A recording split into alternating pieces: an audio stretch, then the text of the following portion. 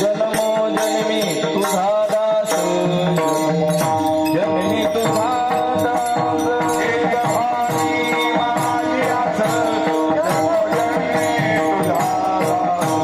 जन्मोजन्मी तुझा दास जन्मोजन्मी तुझा दास पंढरीचा वार करे वारी चुकोने दे हरी वारी चुकोने दे हरी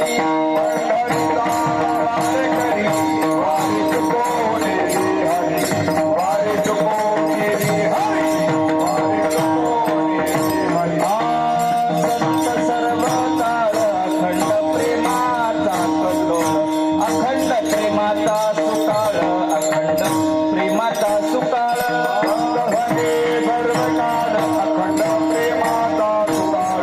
अखंड प्रेमाचा सुकाळ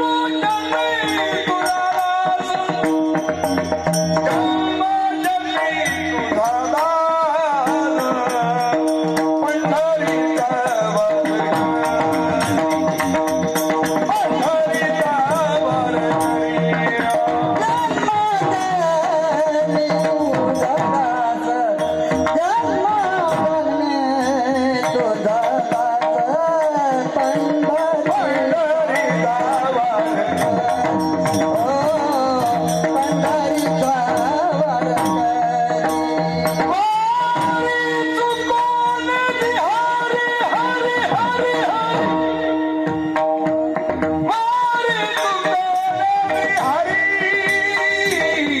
पंढरीचा वार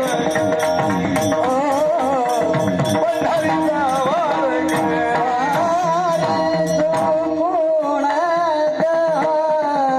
वार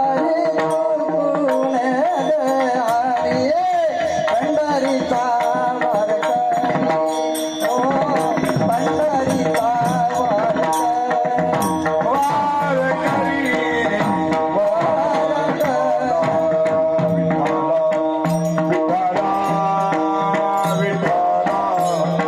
विठ्ठला विठ्ठला टाळी वाजवा भजन करा विठ्ठल विठ्ठला विठ्ठल टाळी वाजवा भजन करा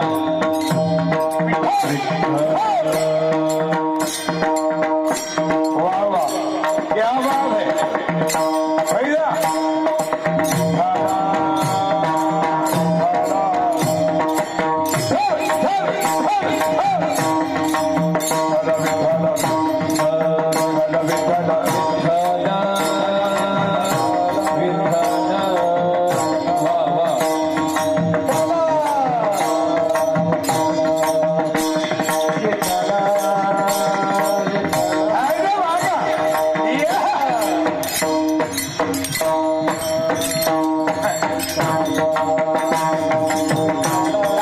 टाळी वाजवा सुंदर अशा वारकऱ्यासाठी एकदा टाळी वाजवा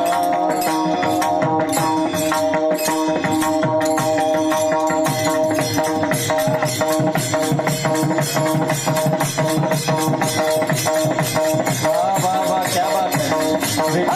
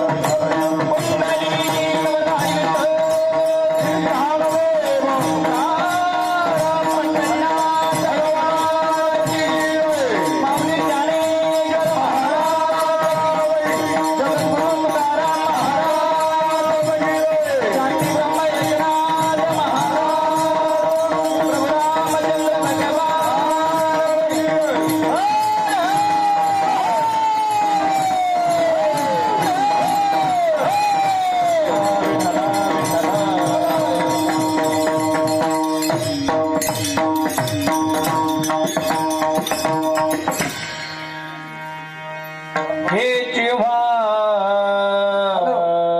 माझ्यास हेच व्हावे माझ्यास जन्म जन्मी तुझा दास पंढरीचा वार करे वारी चुकून दे हरी संत संगे सर्व काळ संत संगे सर्व काळ अखंड प्रेमाचा कल्लोळ किंवा अखंड प्रेमाचा सुकाळ पंढरीचा वार करी वारी चुकोने दे हरी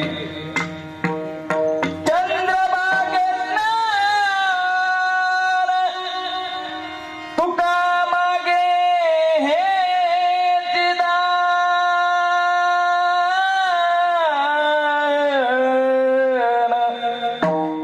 पंढरीचा वार करे वारी चुकोने दे हरी विठ्ठल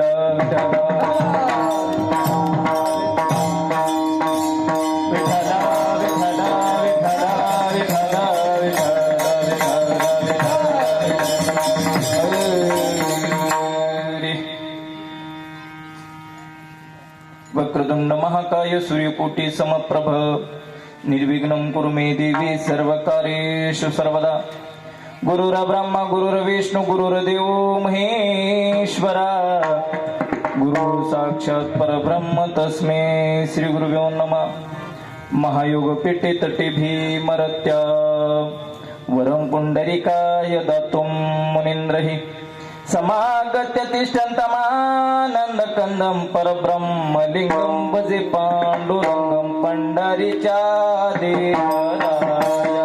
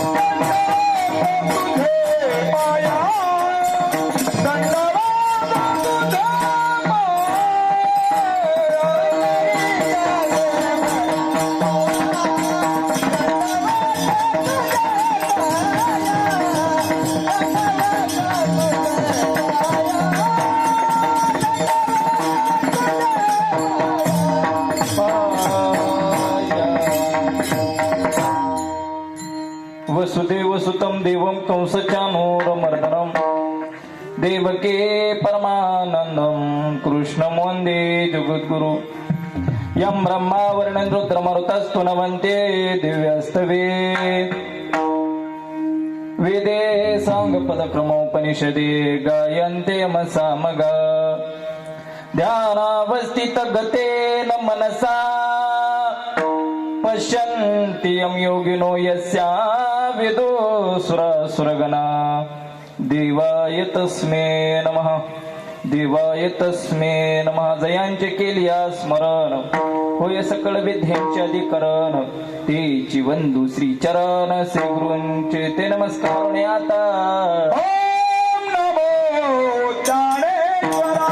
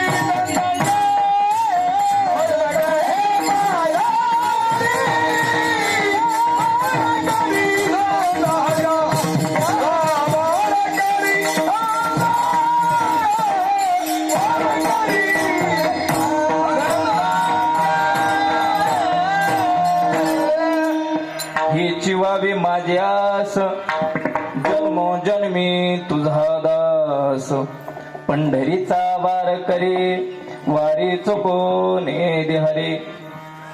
प्रस्तुत प्राप्त प्रसंगी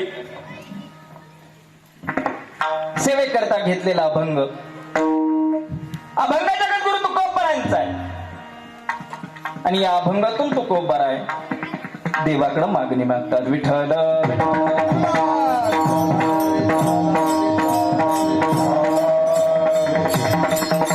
जगद्गुरु तुकोबरा देवाला सांगतात, देवा मला द्यायचंच असेल दान तर मला तुझा दास कर. दास केल्यानंतर होईल काय तर मला तुझ्या पायाजवळ राहता येईल, मला तुझी वारी करता येईल आणि त्यामुळं मला सुख समाधान लाभेल. नवे नवे संतांचा समागम घडेल आणि सतत घडू दे. त्यांचा प्रेमाचा कल्लोळ माझ्या सोबत राहू दे. प्रेमाचा सुकाळ माझ्या सोबत राहू दे.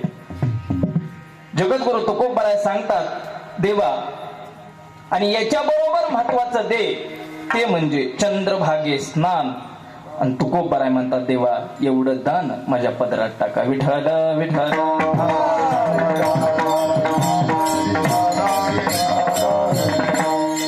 हा झाला अभंगाचा शब्दशः अर्थ.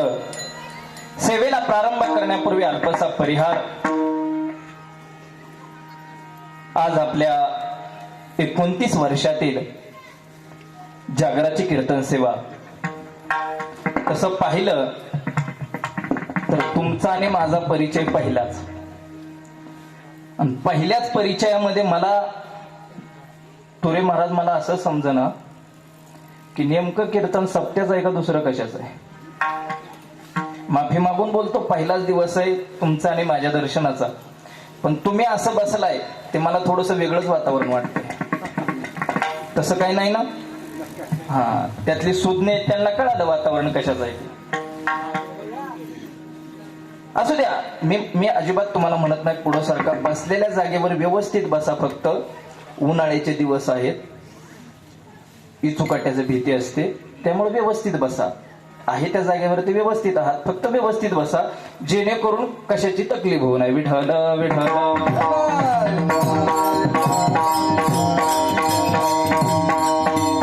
सप्ता कमिटीच्या अग्रस्तव आणि हरिभक्त परायण गुरुतुल्य असणारे आमचे तुमच्याच गावचे पुरे महाराज यांच्या निमंत्रणाने तुमच्या सर्वांचा दर्शनाचा योग.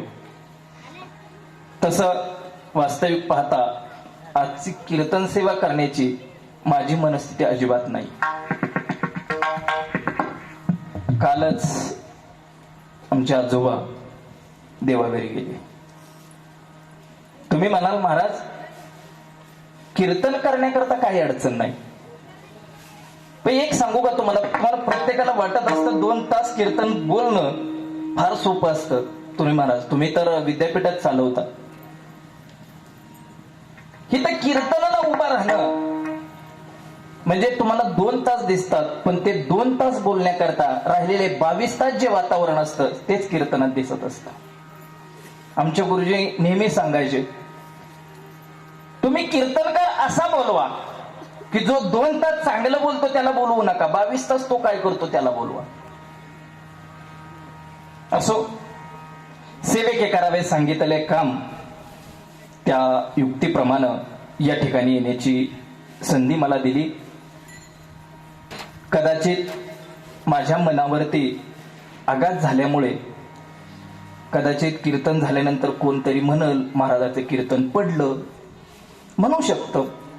पण त्या म्हणणाऱ्याला माझी अशी विनंती आहे की बाबा कीर्तन हे कुठं फळीवर ठेवण्याचं साधन नाही. त्याच्यामुळे फळीवरून ते खाली पडलं आणि त्याच्यामुळे कीर्तन पडलं. कारण कीर्तन ही सामान्य महिमा नाही महाराज. कीर्तन करणारा जेवढा महत्वाचा आहे तेवढाच कीर्तन श्रवण करणारा तेवढाच महत्वाचा. कारण आमच्या संतांनी कीर्तन करणाऱ्याला तर बंधनं घातलीच, पण त्याचबरोबर कीर्तन ऐकणाऱ्याला सुद्धा बंधनं घातली. काय बंधनं घातली तर कीर्तन ऐकताना आपण हरिरूप झालं पाहिजे. कीर्तन चांग कीर्तन चांग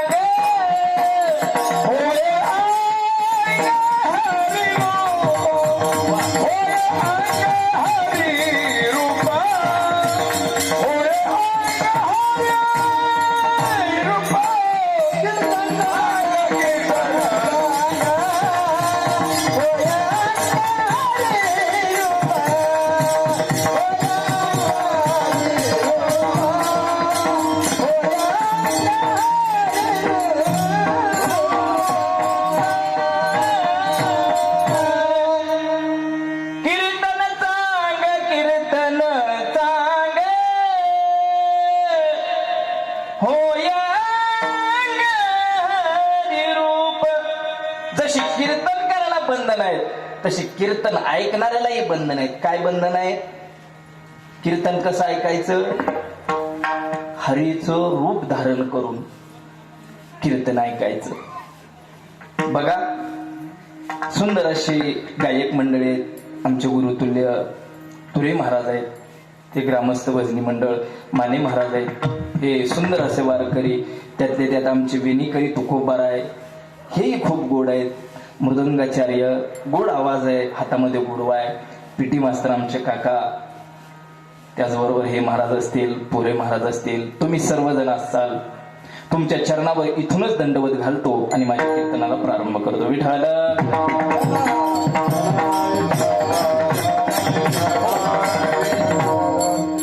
बघा, जीव जन्माला आला, जीव हा देहासोबत, जीवासोबत कोण येतं? देह येतो. आणि देह एकदा का या भूतलावरती आला की त्याला एक ना एक दिवस माघारी जावं लागतं, कुणीही असो. म्हणजे मी जरी कीर्तनाला आलो तरी कीर्तन झाल्यानंतर मला जावंच लागणार आहे. तुम्ही म्हणणार आहे पाहुणा 2 दिवस ठेवला, 4 दिवस ठेवला, 5व्या दिवशी जावंच लागणार आहे. तसं हा देह जन्माला आला की एक ना एक दिवस जावं लागणार आहे. त्याप्रमाणे महाराज हा देह जाणार आहे. अहो, हा देह आपण 5 जणांकडून उसना आणलाय, बरोबर ना महाराज? 5 देह हा पाचाचा आणि नऊचा, शेकीच्या स्वतःची वेणे पडे, शेकीच्या स्वतःची वेणे पडे. देह हा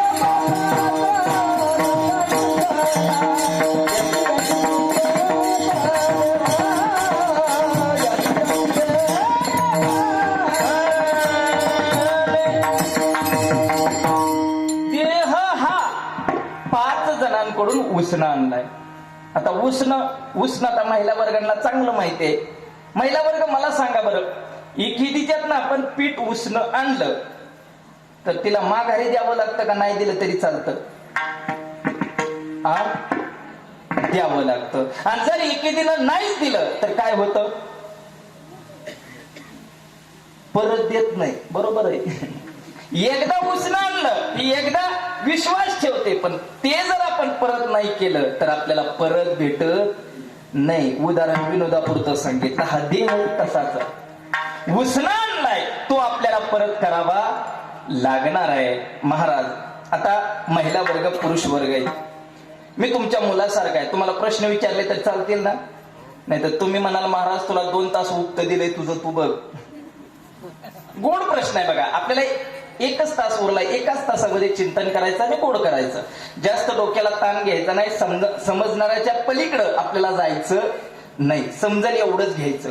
कारण आमचे गुरुजी सांगायचे, कीर्तन चांगलं असावं का कीर्तन चांगलं व्हायसाठी असावं? कशासाठी असावं? कीर्तन चांगलं असावं का कीर्तन चांगलं व्हायसाठी असावं? कीर्तन. वा वा वा, सुंदर. बऱ्याच ठिकाणी महाराज मला अशी उत्तर येतात की कीर्तन चांगलं असावं. कीर्तन चांगलं नसतं, कीर्तनात चांगलं होण्याकरता असतं. मला सांगा, मी तुम्हाला एक साधा आणि सोपा प्रश्न विचारतो, साधा एकदम सोपा. मला सांगा, आपल्या घरातली जी मुलगी असते ती कोणाची असते हो? थोडस विस्तारित सांगतो. मुलगी आई वडिलांची मुलगी असते, बरोबर ना? मुलगी कोणाची असते? महिला वर्ग, व्यवस्थित उत्तर द्यायचं. मुलगी कोणाची असते?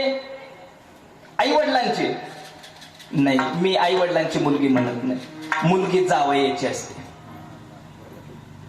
कारण मुलगी ही जावयाची असते. 21 वर्ष आई वडिलांकडे ती ठेव असते, बरोबर आहे ना? 21 वर्षानंतर ज्या वेळेस तिचं लग्न होईल, लग्न झाल्यानंतर ती कुणाची आहे? जावयाची. आता मला असं उत्तर द्या, सुनबाई कुणाची असते? तुम्ही पटकन म्हणून जाणार, लेकाची असते. मग तुम्ही काय ढवळाढवळ करता?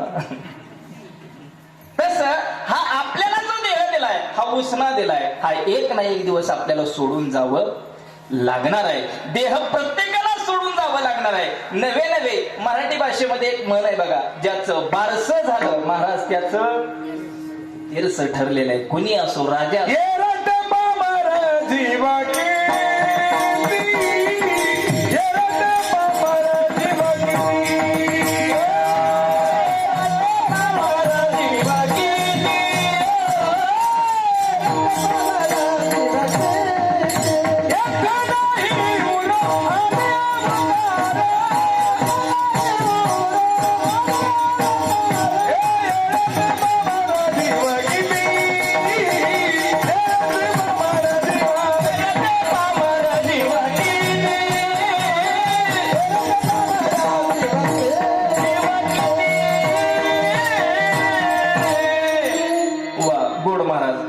असं जर तुम्ही बॉल टाकलं ना तर आपली IPL चांगली होईल बरं का.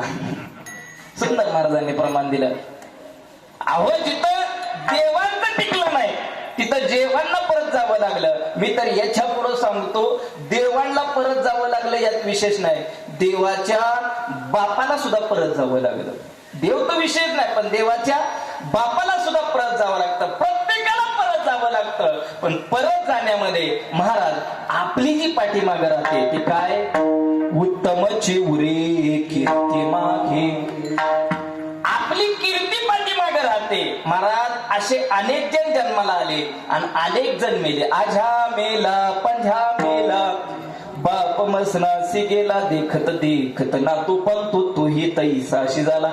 बरेच जण गेले, बरेच जण जाणार आहेत, यात उरणार कोणच नाही. प्रत्येकाला जायचंय, पण पाठीमागे जी ठेवायची ती आपल्याला कीर्ती ठेवायची. बरोबर आहे महाराज, कीर्ती ठेवायची. पण महाराज जोपर्यंत देवाची आपल्याला साथ भेटत नाही, देवाची आणि आपली भेट होत नाही, तोपर्यंत आपलं काही खरं नाही. मान्य करावं लागेल.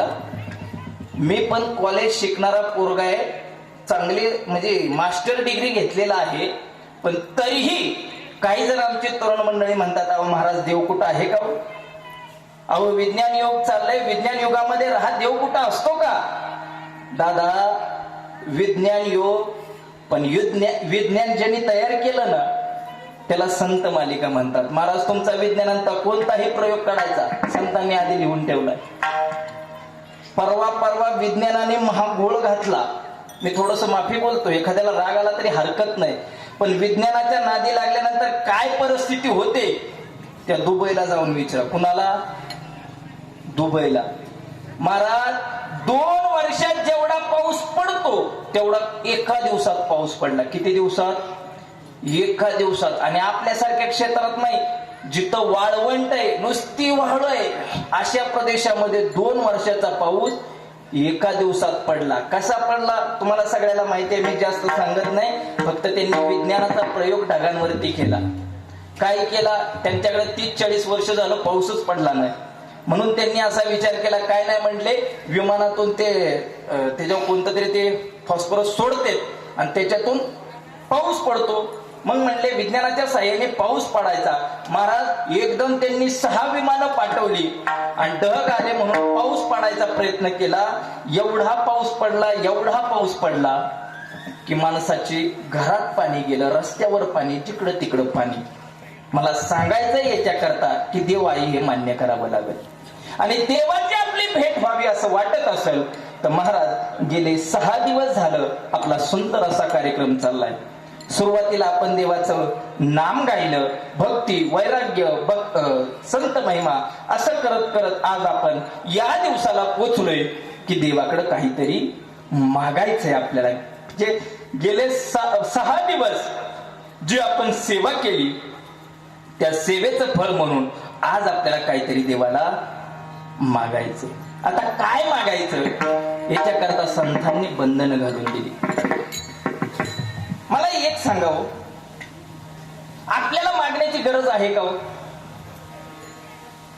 अंथुर्णेकर माझा परिचय पहिलाच आहे, पण मी बऱ्याच वेळा येऊन गेलो इकडं. मला सांगा, आपल्याला देवाकडे काय मागायची गरज आहे का? बरं थोडस मी सोपं करून सांगतो. आपल्या जीवनात दुःख आहे का? दुःख आहे का? दुःख आहे? दुःख आहे का? अहो महाराज दुःखाचं सगळं गचच भरलंय. दुःख नाही असं कुठलीच गोष्ट नाही महाराज, सगळीकडे दुःखच आहे, दुःखच आहे. बर याच्या पुढे जाऊन तुम्हाला विचारतो, मला सांगा आपल्या ह्या देहाचे 3 टप्पे पडतात. पहिला टप्पा बाल्यावस्था म्हणजे लहानपण, दुसरा अवस्था तरुणपण आणि तिसरी अवस्था म्हातारपण. या तिन्ही मध्ये चांगलं कोणतं? लहानपण. ह्यांचं म्हणणं आहे लहानपण. अजून कुणाचं काय म्हणणं? या तिन्ही मध्ये प्रश्न तर कळाला ना, लहानपण, तरुणपण आणि म्हातारपण या तिन्ही मध्ये चांगलं कोणतं? वा छान. यांचं म्हणणं आहे लहानपण चांगलं. या महाराजांचं म्हणणं आहे तरुण पण चांगलं आणि माझं म्हणणं आहे म्हातार पण चांगलं. उद्या आता काय व्हायचं ते पटवून देणार असं नाही. ह्यांचं म्हणणं आहे लहानपण. आता हे चांगलं कशाला म्हणायचं तर ज्या अवस्थेमध्ये जो आहे त्याला विचारलं पाहिजे. बरोबर आहे बाबा. अनुभव आले अंगा तेच विचारावं. ज्याला अनुभव आहे त्यालाच विचारलं पाहिजे ना.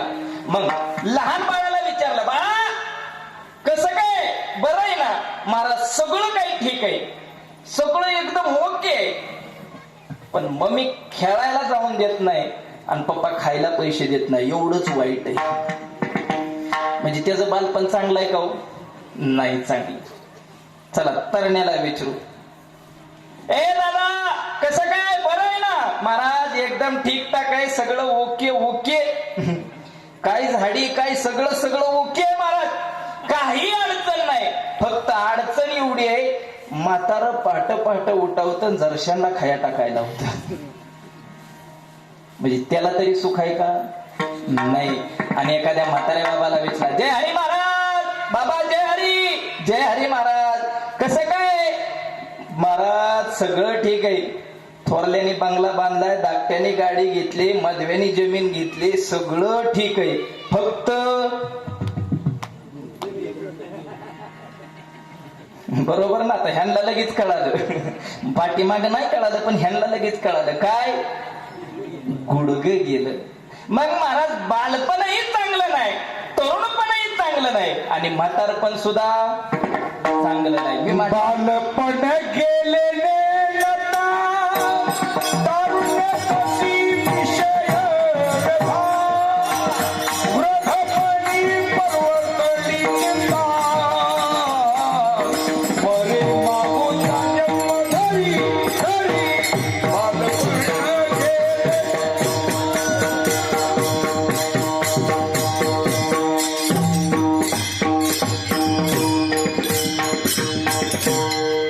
संतांचं साहित्य सगळ्या जणांना पाठांतर असतं असं नसतं. बालपणामध्ये व्यथा आहे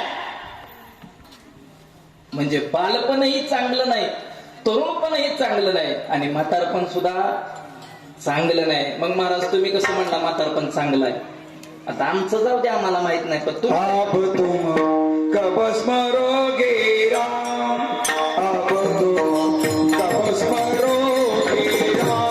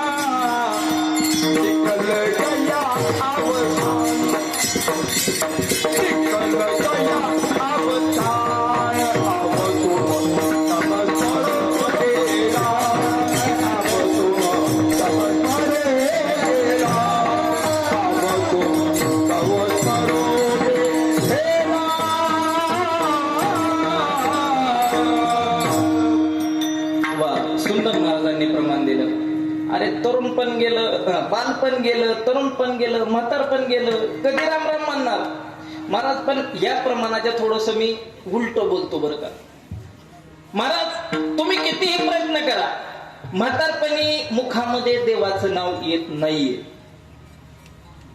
तुम्ही म्हणाल महाराज आम्ही तुमच्या समोर उभा आहे, बसलोय तुमच्या समोर, तुम्ही कसं म्हणता नाही. सांगू का आपण शेतकरी मंडळ आहे. मला सांगा आता पाऊस पडल आणि पाऊस पडल्यानंतर आपण बाजरीची पेरणी करू आणि बाजरीची पेरणी केली की 2-3 महिन्यांनी त्याला काय येईल, कणीस येईल आणि त्याच्यातून बाजरी बाहेर येईल. एका बाजाराने सांगितलं महाराज मी बाजरी पेरली पण त्याला ज्वारी येणार आहे. काय येणार आहे? ज्वारी. त्याला म्हणलं तू शेतकरीच आहे का? अरे कसं शक्य आहे, बाजरी पेरली त्याला काय येणार? बाजरीच येणार. अरे आमचं शेतकरी म्हणतात काय पेरलं तेच.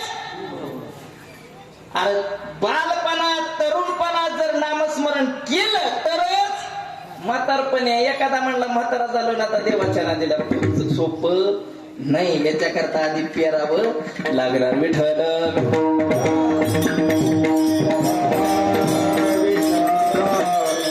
मी सांगत होतो याच्याकरता की आपल्या जीवनात सुख दुःख आहे का? आहे का? अहो दुःख तर क्षणाक्षणाला दुःख आहे ना. संसार दुःख मूळ. अहो ज्याचा आपण सेवा करतो तो दुःखाचं मूळ आहे. त्याच्या सोबत राहतो ते दुःखच आहे. मग दुःख नाही असं कसं मानता येईल? महाराज भावकाची आहे संसार दुःखाचा, रसगे सुखाचा रस नाही. रसगे सुखाचा रस नाही. संसार दुःखाचा, रसगे सुखाचा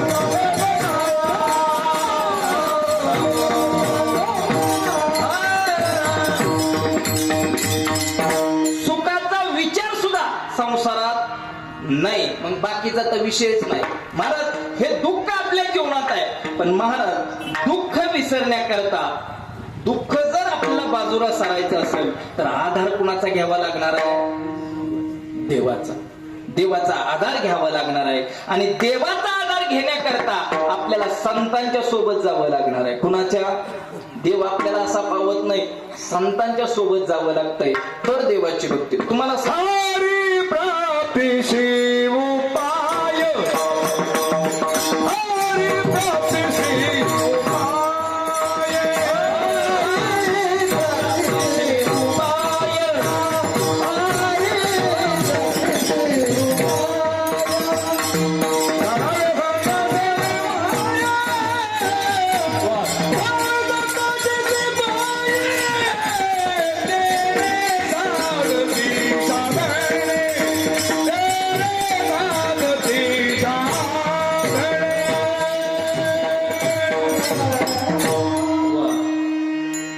प्रमाण असं म्हणावं गरजेचं पण आहे आणि वेळेचं बी बंधन आहे. सुंदर बरं का महाराज, तुमच्या चरणावर दंडवत. बघा आपल्याला जर दुःखातून जर बाहेर जायचं असेल तर संतांचं पाय धरल्याशिवाय, हरिप्राप्तीशी उपाय, संतांचं पाय धरल्याशिवाय मार्ग नाही. महाराज संतांना जवळ जावंच लागणार आहे, पर्याय नाही. कारण महाराज आपलं दुःख आपल्या जर सांगत बसलो ना तर हसायला येतो हो दुसऱ्याला. आपलं दुःख महाराज दुसऱ्याला सांगितलं की काय होतं? हसा येतं. आणि जरी तोंडावर नाही हसला तरी आपण पुढे गेलो की माग मी बोलतोय ते असं थोडस तुमच्या डोक्याच्या वरनं जात नाही ना. नाही तर आमच्यात बॅटिंग बॉलिंग चालली, तुम्ही नुसतं बघताय. तुम्हाला समजतंय ना मी काय म्हणतोय? माझी भाषा काय अशी वेगळी नाही. महाराज आपलं दुःख जर दुसऱ्याला सांगितलं तर पोरे महाराज दुसऱ्याला हसायला येतं बरं का. कसं येतं? माझं उदाहरण झालेलं मी तुम्हाला सांगतो. कीर्तनात तर स्वतःच सांगू नये पण सांगून देतो. माझं उदाहरण सत्य घडलेलं. गेल्या 2 वर्षामध्ये ज्याने महाभयंकर हाहाकार माजवला त्याचं नाव काय? अगदी बारक्या पोराला जरी विचारलं ना तरी कोरोना सगळ्यांच्या लक्षात राहतो महाराज. त्या कोरोनामध्ये माझं बी आला असेल लक्षात तुमच्या. जास्त विस्तार तुम्ही सगळे तज्ञ आहे. 2 वर्षामध्ये वाढलं. आणि एक परवा गेल्या महिन्यामध्ये असंच एक मित्र सोबत आला आणि मित्राने सांगितलं महाराज चला म्हणले बारामतीला जाऊ, मला कपडे घ्यायचे, तुम्ही पण चला सोबत. चला म्हणलं आहे आज निवांत. गेलो बारामतीला कपड्याच्या दुकानामध्ये गेलो आणि कपड्याच्या दुकानामध्ये गेल्यानंतर तिथं एक मला नेहरू शर्ट महाराज खूप छान होता आणि मला तो आवडला. जास्त मी विचार न केला, 10:15 झाल्या होत्या त्याच्यामुळे पटकन खरेदी केला.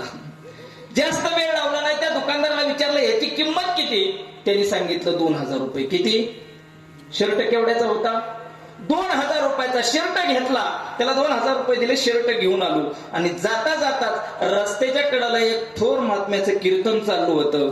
मी पण कीर्तनकार असल्यामुळं थोडस मला वाटलं की कीर्तनाला जाऊन बसावं. कारण महाराज आज जर कशाची गरज असेल तर कोण कुणाचं ऐकायलाच तयार नाही. कारण जो तो म्हणतो मी काय ऐकावं. महाराज बाबा इथं बसलेत, मला वाटतं 2-3 कीर्तनकार तर माझ्या कीर्तनाला आहेत, कुणी समोर बसायला तयार नाही. मी ठरवलं चला बाबांचं कीर्तन आहे, बसू म्हटलं. कीर्तनाला बसलो आणि कीर्तनात महाराजांनी एक विषय सांगितला, काय की बायकोचं पूर्ण कधी ऐकायचं. तर माझं 2 वर्षात झालं तर मला काय एवढा अनुभव नव्हता. मी म्हणलं असं का बरं, बायकोचं पूर्ण कधी ऐकायचं नाही किंवा बायकोला पूर्ण कधी सांगायचं नाही का, तर म्हणे शास्त्राने तिचं नाव ठेवलंय काय, अर्धांगिनी. नाव काय, अर्धांगिनी. बायकोला पूर्ण सांगायचं नाही का, शास्त्राने त्यांचं नाव ठेवलंय अर्धांगिनी. आता मी बी नवीन होतो, तेवढंच मी डोक्यात घेतलं, कीर्तन झालं आणि घरी गेलो. घरी गेल्यानंतर संध्याकाळी बायकोनी माझी पिशवी बघितली, पिशवीत चांगला शर्ट होता. शर्ट बाहेर काढला, इकडून तिकडून बघितला, माझ्याकडे आली, म्हणले का हो, म्हणले आज शर्ट तुम्ही खरेदी केला. मी म्हणलं हो खरेदी केला. केवढ्याचा शर्ट आहे. मी म्हणलं केवढ्याचा. आणला होता 2000ला, पण ती महाराजांचं ऐकलेलं माझ्या डोक्यात आलं ना, काय अर्ध सांगायचं, पूर्ण सांगायचं नाही. पण मी बी आता कीर्तनकार असल्यामुळे मी बी अर्ध्याच्या, आता मी बी कीर्तन करत होतो ना, मी तरी काय कमी करू. मी बी अर्ध्याच्या अर्ध केलं. बायको म्हणली शर्ट केवढ्याला आणला. मी म्हणलं 500 रुपयाला. शर्ट केवढ्याचा होता, 2000 रुपयाचा. सांगितलं की तिला 500 रुपयाला. बायको घरात गेली, पर्स मधलं 500 रुपये काढलं, ती 500 रुपये माझ्या हातात ठेवलं आणि तिनं सांगितलं हा शर्ट माझ्या भावाला द्या, तुम्हाला दुसरा आण.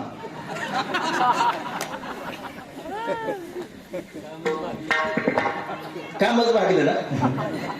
तुम्हाला किती हसाय आलं. माझं दुःख तुम्हाला सांगितलं की तुम्हाला हसाय आलं का नाही.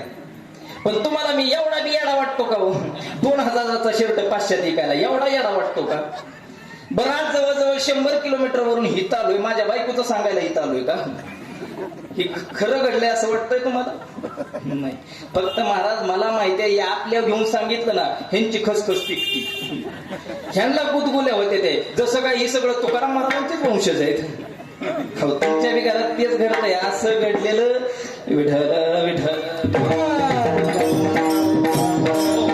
म्हणून महाराज आपलं दुःख दुसऱ्याला सांगायचं नाही. आपलं दुःख कुणाला सांगायचं तर संतांना सांगायचं. आणि संत सांगतात देवाला दुःखही सांगायचं आणि सुखही देवाला सांगायचं. सुख दुःख सांगू देवा, देवाला सुख दुःख सांगायचं. आणि देवाला सुख दुःख सांगण्याकरता देवाला काहीतरी मागणं मागायचं.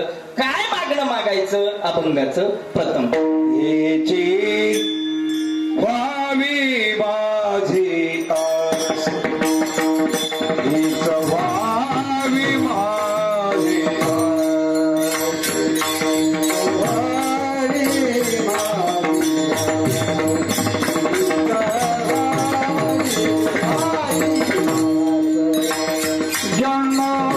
जन्मी तुझा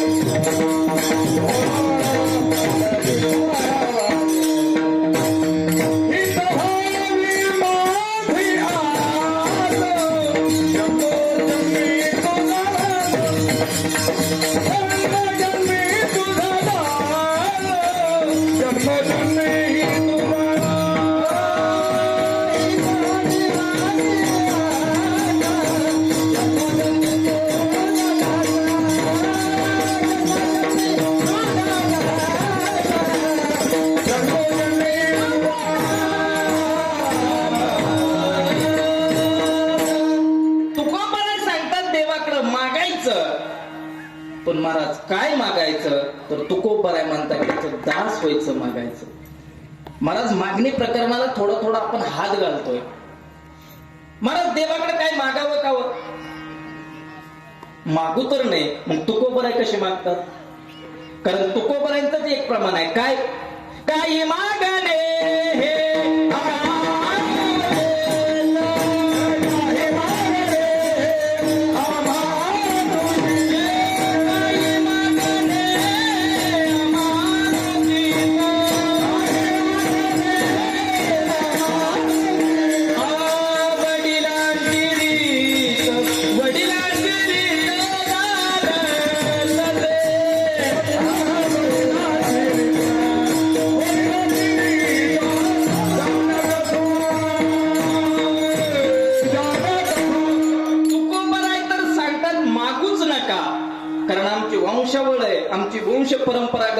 पिढी आहे, आम्हाला काही मागायचं नाही. मग तुकोबराई कसे मागतात महाराज? मागण्यामध्ये फरक आहे.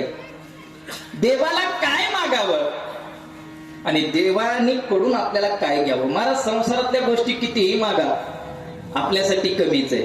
मी सांगू का? थोडक्यात सांगतो बघा.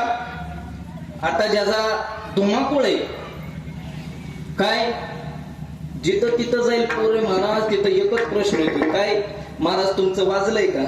वाजलंय. मग तुम्ही 2-4 गावं फिरता, एखादी असली तर बघा. सगळीकडे धुमाकूळ आहे. महाराज देवाकडे काय मागावं? देवाकडे मागायला जातो की माझ्या पोराला पोरगी दे, देवा माझं कल्याण झालं. एकदा का पोराचं लग्न झालं की मी डोळं झाकायला मोकळा. देवाकडे मागतो, देवाला वाटतं हे जर डोळं झाकलं म्हणजे आपलं बरं होईल. देव पटकन डोळं झाकण्यासाठी आणि 11ला कीर्तन संपवण्याकरता त्याला पोरगी देऊन टाकतो. लग्न होत आणि लग्न झाल्यानंतर 1-2-4 वर्षांनी परत देवाकडे येतो. देवाला म्हणतो, देवा पोरगी दिली बघून, पण 4 वर्ष झालं पाळणाच झालं ना. देव म्हणतो, जाऊ द्या बाबा, हाय बघ. देव त्यावेळेसही प्रसन्न होतो आणि देव त्याला मुलबाळ देत. मुलबाळ झाल्यानंतर ते शाळेत जात नाही, शाळेत न गेल्यानंतर ते पास होत नाही. आता पास बी देवानीच करावं का? मग ह्यांनी काय करावं? नुसतं एकतर लग्न जमत नव्हतं, जमावलं देवानी. पोरग होत नव्हतं, झालं देवामुळं. शाळेत जायला परत घातलं देवामुळं, परत पास व्हायला ती केलं देवामुळं. मला सगळंच देव केलं, आपलं मागणं पूर्ण होणार नाही. आणि याच्या पुढं सांगतो महाराज, देवाला काय मागावं हे जर शिकायचं असेल ना, तर आमचं संतांचं पाय धरावं. संत सांगतात, तुम्हाला संतांनी जे सांगितलं ते जर मागितलं ना तर कधीच कमी पडणार नाही. ते एक जरी दान आपल्याला भेटलं तरी आपल्याला कमी पडणार. काय मागावं हे जे आपल्याला अक्कल पाहिजे. हो, काही ठिकाणी काहीच नसतंय. एक विनोद म्हणून काय मागावं याच्याकरता आमचे गुरुजी उदाहरण सांगतात बघा. थोडक्यात सांगतो महाराज, काय मागावं. श्रावण महिन्यामध्ये भक्त महादेवाची भक्ती केली. आजच आमच्या शिखर शिंगणापूरची यात्रा झाली. हित आल्यानंतर महाप्रसाद भेटला बरं. छान होता महाप्रसाद. आले का ते सरपंच? आले का? मगाशी टोपी होती त्याच्यामुळे लक्षात आलं नाही. सुंदर होता बरं का महाप्रसाद. महाराज शंभू महादेवाची त्यांनी भक्ती सुरुवात केली श्रावण महिन्यामध्ये. शिंगणापूरला गेला, संसाराच्या कारच गेलता बरं का. संसाराच्या काराकारा शिंगणापूरला गेला. श्रावण महिना होता. ओम नमः शिवाय, ओम नमः शिवाय सुंदर अशी भक्ती केली. आणि भोळं दैवत असल्यानंतर लगेच प्रसन्न झालं आणि त्याला सांगितलं, बोल बघता काय पाहिजे तुला? त्यांनी सांगितलं, काय नाही देवा, मला काही नको, फक्त माझ्या संसारामध्ये सुख समाधान लाभो एवढंच द्या. देवाने सांगितलं, असं कर, एक तुला डबी देतो, ती डबी घेऊन जा, तुझं सगळं समाधान होईल. कशाची डबी होती? चुन्याची नाही. ती डबी अशी होती, ती डबी समोर ठेवायची, तिची पूजा करायची, दर्शन घ्यायचं आणि सांगायचं की मला जे पाहिजे ते त्या डबीतून बाहेर निघायचं, काही मागायचं. अंथरुण्यातल्यांना वाटलं की उद्या गुलाबजामची पंगत असावी, त्या डबीच्या पुढे जायचं, पाया पडायचं, उद्या गुलाबजामची. पण आपल्या इथं डबी आली नाही अजून, तिकडच आहे, आमच्या तिकडच आहे अजून. देवाने डबी दिली. हा घरी आला. घरी आल्यानंतर संध्याकाळी बायकोनं सांगितलं, का हो कार गेलता, राग आलता का माझा? नाही ग, अगं आपला संसार आहे, तुझ्यावर रागून कसं चालणार? मग काय गेलता? काही नाही, वाटलं थोडी देवाची भक्ती करावी. मग काय झालं? भक्ती करून देवाने काय दिलं का? अगं दिलं ना, ही डबी दिली. अहो तुम्ही 1 महिना देवाची भक्ती केली आणि 1 महिना देवाची भक्ती करून देवाने तुम्हाला काय दिलं? डबी. हो, डबीच दिली. पण देवाचा महिमा अगणित आहे. त्या डबी समोर जी इच्छा मांडल ती पूर्ण होती. तिने प्रयोग केला, प्रयोग सक्सेस झाला. तिनं पैसे मागितलं. महाराज एवढं जे पैसे आलं, बोलूच नका, भरपूर पैसे आलं. आता ह्या पैशाचं काय करायचं? पण आता मोजायचं तर उरकणार नाही. मग शेजारणीच्याकडे गेली, आदुली आणली. आदुलीनं पैसे मोजायचं म्हणले. ती म्हणली हिच्या घरी धान्य नाही काय नाही, ही शेजारच्यातनं चुरून मिरची आणती आणि हे आदुलीला काय करते काय नाही म्हटले. काहीतरी गंमत आहे. ती पाहायला गेली तर तिच्या घरात धन दिसलं आणि तिने विचार केला आपल्याही घरात हे धन आलं पाहिजे. तिने विचारलं काय ग तुझ्या मालकाने नेमकं काय केलं. काय नाही म्हणले, श्रावण महिन्यात शिंगणापूरला गेले आणि महादेवाची भक्ती केली. महादेव प्रसन्न झाले आणि महादेवांनी त्याला एक डबी दिली आणि त्या डबी पुढे जी इच्छा मांडल ती पूर्ण होते. हिनं असा विचार केला आपल्याला पण ती डबी भेटली पाहिजे. घरी आले पहिला दांडक्याने नवरा हाणला. म्हणली शेजा पाजारी बघ महादेवाला जाते तीन डबी घेऊन येते तीन, तुम्ही काय करता.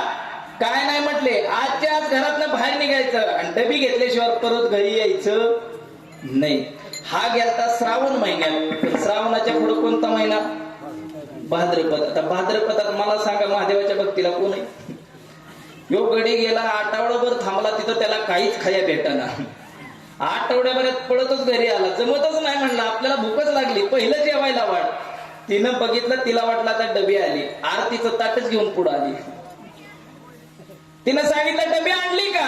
अगं डबी जाऊ दे मला भूक लागली जेवायला वाढ. तिनं सांगितलं नाही डबी घेऊन आल्याशिवाय जेवायला.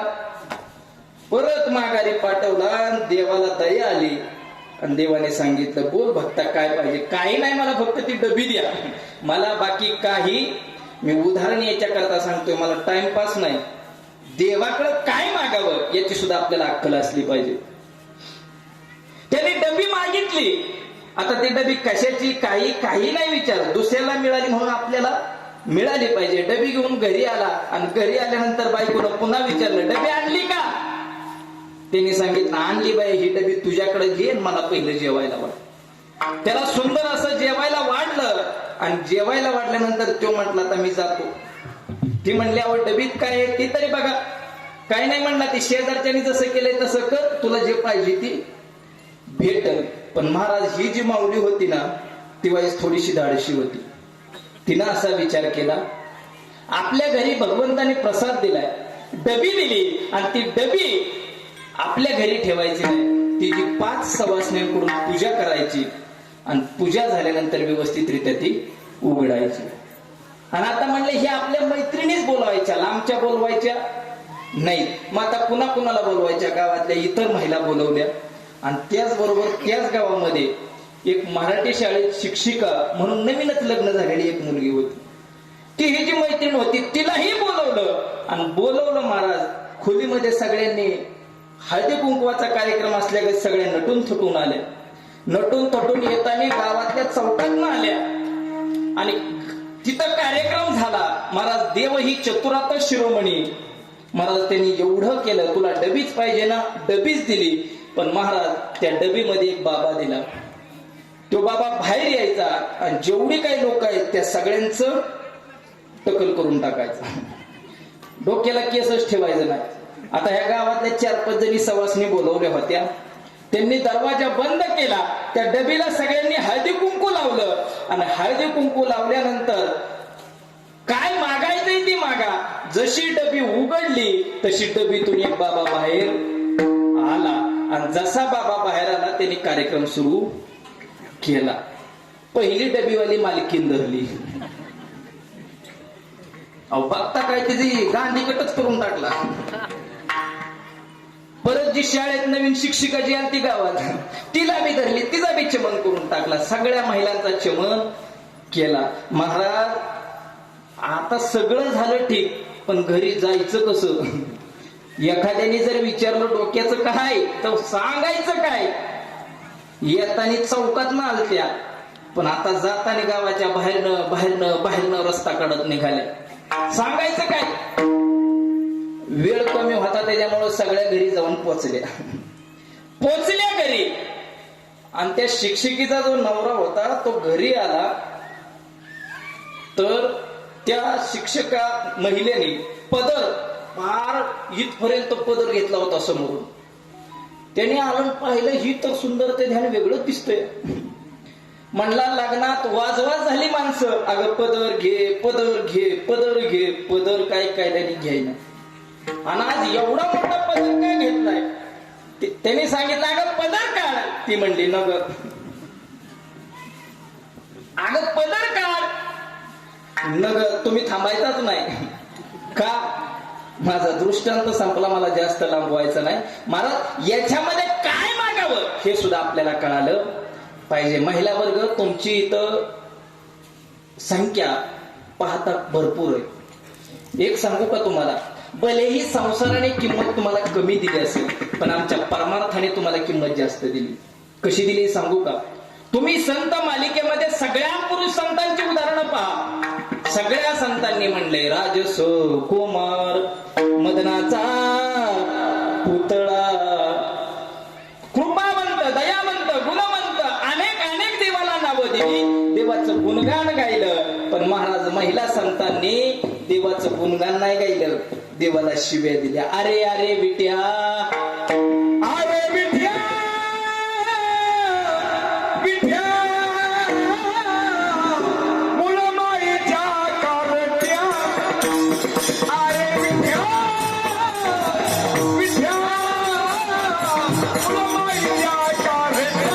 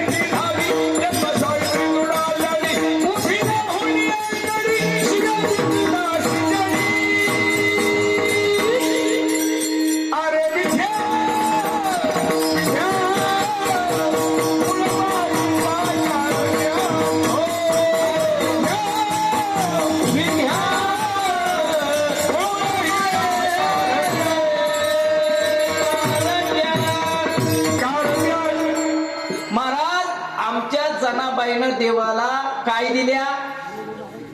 शिव्या दिल्या. दुसरं उदाहरण नंबर 2 घ्या.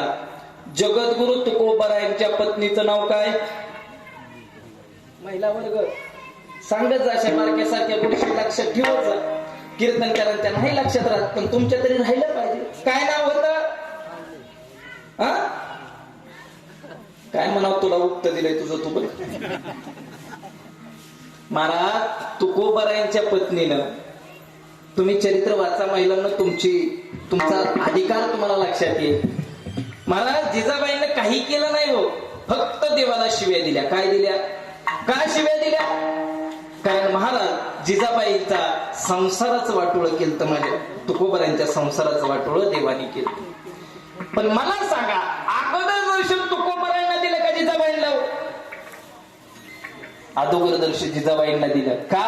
कारण महाराज महिलांची थोडी जरी भक्ती केली ना, तरी ती देवापर्यंत लगेच प्राप्त होती. आपली एवढी भक्ती जात नाही, आपल्याला जास्त कष्ट करावं लागतं. महिला वर्ग तुम्हाला हात जोडून विनंती, तुमच्या हातात एवढी पावर आहे.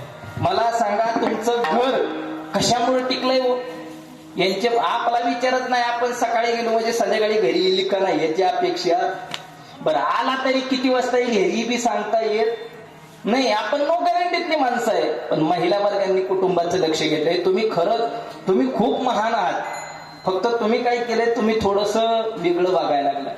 महाराज कीर्तनात बसल्यानंतर आपल्या डोक्याला पदर खाली पडून द्यायचा आता नका घेऊ. आता नाही जिजाबाई होणार. तुम्ही आहे तसेच राहणार. विठ्ठल विठ्ठल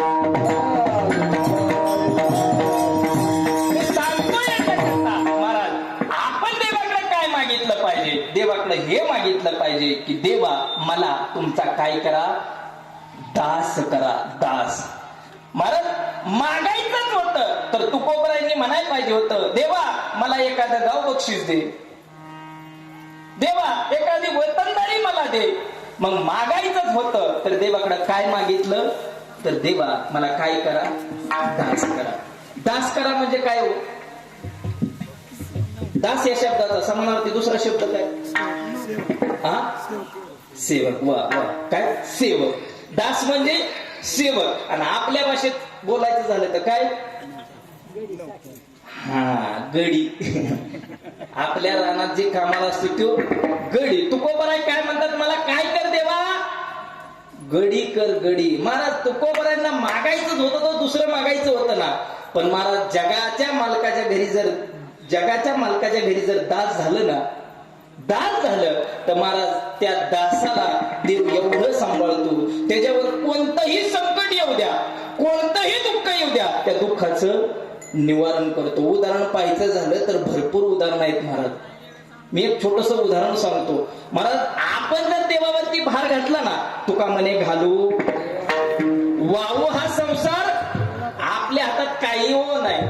आपण म्हणतो आपली पोरं आपली पोरं आपली पोरं, तीच आपलीच ऐकत नाही महाराज. चाले हे शरीर कोणाची या सत्ते, बोलविता धनी वेगळाच आहे, आपण नाही, आपण याचा धनी नाही. म्हणून सांगतो महाराज, प्रत्येकाला आपलं आपलं जोपर्यंत आपण आपलं सोडत नाही.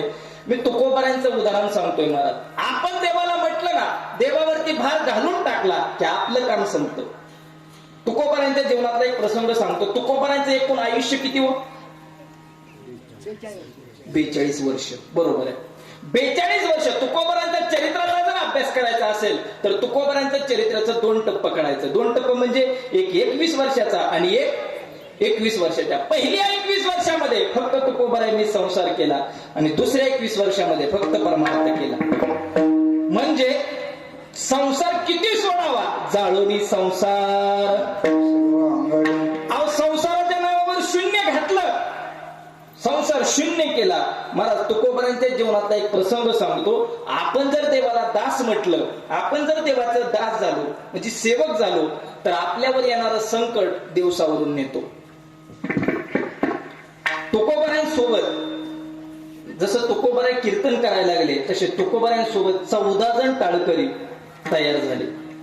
पण गडी एवढं तयार झाले, जसं तुकोबारांनी संसारावरती तुळशीपत्र ठेवलं होतं त्याप्रमाणे ह्या 14ही गड्यांनी तुळशीपत्र ठेवलं. आणि मला संसाराचं जर वाटोळ झालं तर वाईट कुणाला वाटतं?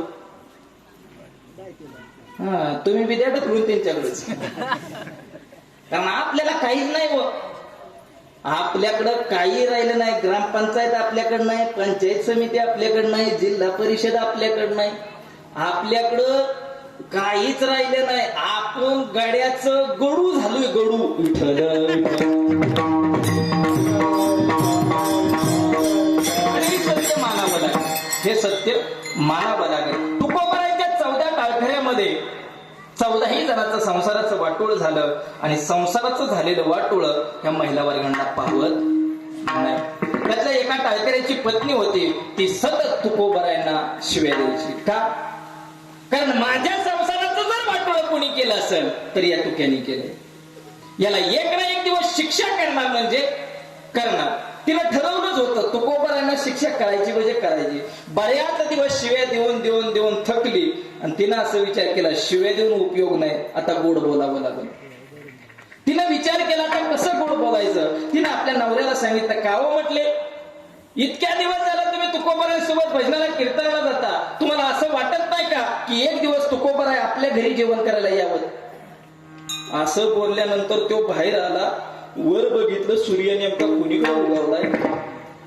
रोज जी बायको तुकोबारांना शिव्या देत होती त्या सरळ सरळ म्हणते की तुकोबारांना घरी जेवायला घेऊन या. त्याने सांगितलं, खरं म्हणते तू? अहो हो, ते गुरु आहेत आपले, त्यांना जेवायला घरी घेऊन या. त्यांनी सांगितलं उद्याच. तुकोबारांकडे गेला, तुकोबारांना सांगितलं, महाराज उद्या तुम्ही माझ्या घरी जेवायला यायचं. तुकोबारांना पुढचा परिसर माहिती होता, पण तुकोबाराय म्हणलं, ठेविले अनंते चित्त्या सुद्यावे समाधान. महाराज ही प्रमाण जी मी सांगतोय ना, ही प्रमाण सगळे आपल्या हृदयामध्ये कोरण्याजोगी आहेत. महाराज दुःख कोणाच्या जीवनात नसतं. आणि जो सार्वजनिक कामामध्ये सतत धडपडत असतो ना, ह्याच्या पुढे सांगतो, जो दुसऱ्यासाठी जगतो ना त्याच्याकडे दुःख विरोधक भरपूर असते. पण जो स्वतःसाठी जगतो ना त्याला विरोधक नसते आणि दुःख नसते. एक सांगू का तुम्हाला? मला सांगा बरं, चांगल्या रोडला गतिरोधक असते का खराब रोडला? चांगल्या रोडला गतिरोधक असतात. महाराज चांगल्याच रोडला गतिरोधक असतात आणि चांगल्याच माणसाला विरोधक असतात. गावात विरोध होत असला की समजून जायचं आपलं काम चांगलं आहे. एक म्हण आहे बघा, चांगल्या माणसाला विरोधक आणि चांगल्या रस्त्याला गतिरोधक हे ठरलेले आहेत. विठ्ठल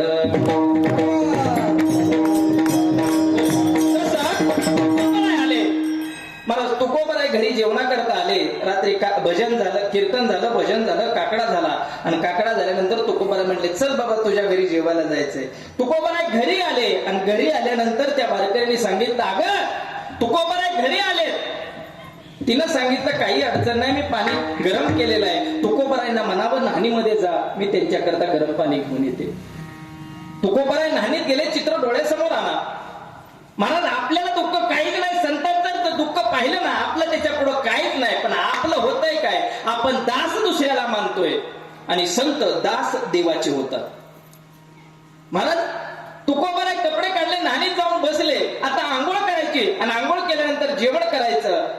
पत्नी घरामध्ये होते, पातेल्यामध्ये उकळतं खळखळ खळखळ उकळत होतं पाणी.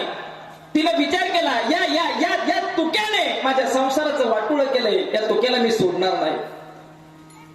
अरे सुंदर असा माझा संसार चालू होता. नवरा दररोज रानात जायचा, काम करायचा, संध्याकाळी घरी यायचा, सुंदर सुखी कुटुंब होतं. पण या तुक्याच्या नादी लागला, भजनाला लागला आणि माझ्या संसाराचं वाटोळं झालं. मी या तुक्याला सोडणार नाही. खळखळ खळखळ पातेल्यामध्ये पाणी उकळतंय, उकळतं पाणी बादलीमध्ये घेतलं. मनामध्ये राग आहे, या तुक्याला शिक्षा करणार म्हणजे करणार. तुकोबराय न्हाणीमध्ये कपडे काढून बसले होते, आंघोळ करायचे. महाराज त्या माऊलीनं ते उकळतं पाणी घेतलं आणि माझ्या तुकोबरायांच्या अंगावरती ओतलं.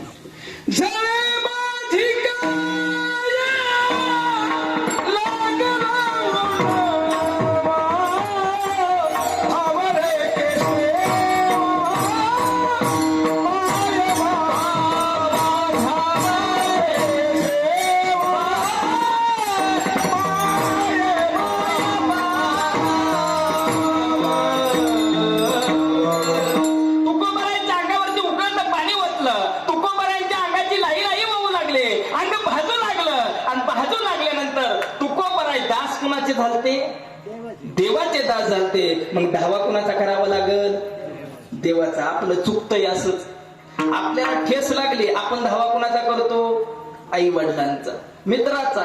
आपण देवापर्यंत पोहोचत नाही. म्हणून तुकोबराय म्हणतात अरे दास त्यांचं वा.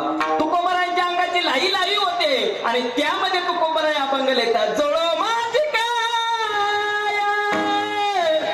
लागला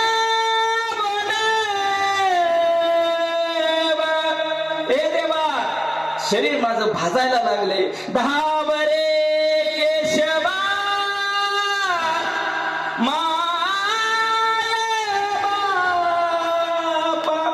तुकोबराय त्या देवाचा धावा करतात. का?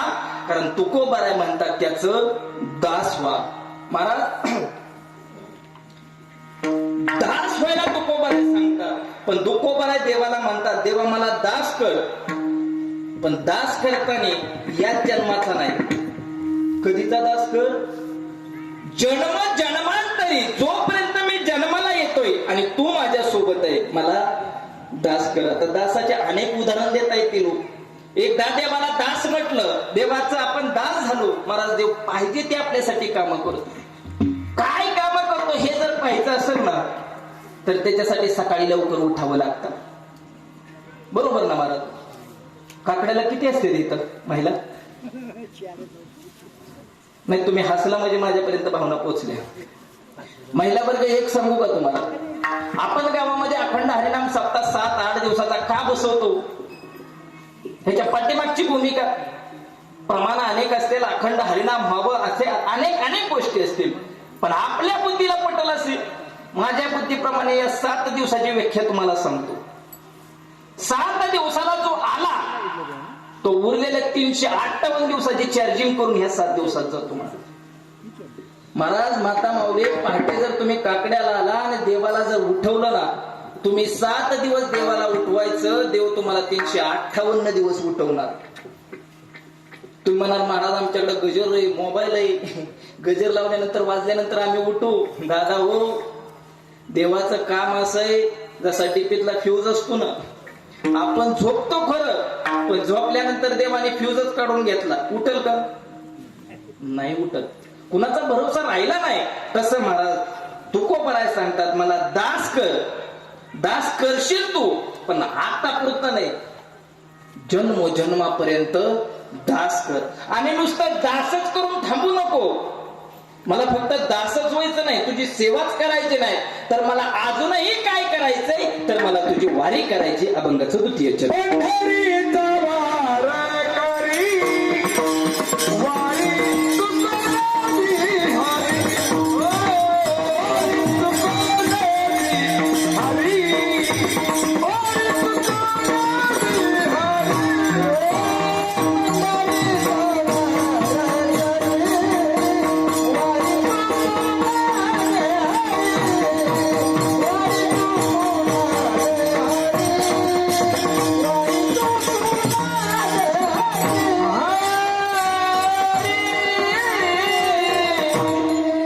तुकोबराय सांगतात तेव्हा मला वारकरी कर. आणि वारकरी कुणाचा असतो? तुम्ही वारीला जाता का? त्यातले कोण कोण वारीला जातात? हात वर करा बरं. जाता ना? हा, मावशीने हात वर केला, तुम्ही पण जाता. महाराज तुकोबरायांच्या मुक्कामाची आपण धारकरी आहोत. वारीला गेलं पाहिजे. महाराज वारीचं महत्व सांगू का तुम्हाला? वारीचं महत्व जे देशाचे पंतप्रधान होते नरेंद्र मोदी यांनी सांगितलं, माणसाने जीवनात येऊन एकदा तरी वारी करावं. आणि मी पण म्हणतो, भलेही आपल्याला गळ्यात नाही माळ घालता आली, घालू नका, पण आयुष्यात एकदा आलाय तरी एकदा आळंदी ते पंढरपूर वारी कंप्लीट करा. महाराज काय त्या वारीचा आनंद असतो. अहो आपल्या घरी गादी असते झोपायला, फिरायला फॉर्च्युनर गाडी असते, पण तिथं गेल्यानंतर गादी नसते. जिथं पडाल तिथं झोप लागते. डांबरीवर थांबला तर डांबरीवर पडला तरी झोप लागते. महाराज त्याच्यासाठी गादीची न्यायची गरज नाही, त्याच्याकरता वारीला जावं. मला सांगा बरं, आपण वारकरी कोणाचे हो? संस्थेचे विद्यार्थी. आपण वारकरी कोणाचे? विठ्ठलाचे. वारकरी कुणाचे?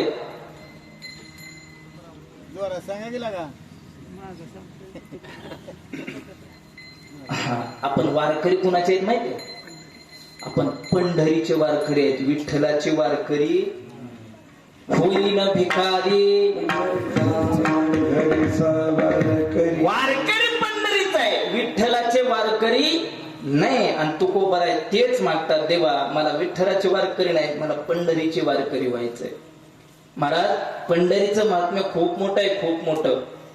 आमचे संत सांगतात, माझे माहेर पंढरी आहे विबरेच्या तीरी.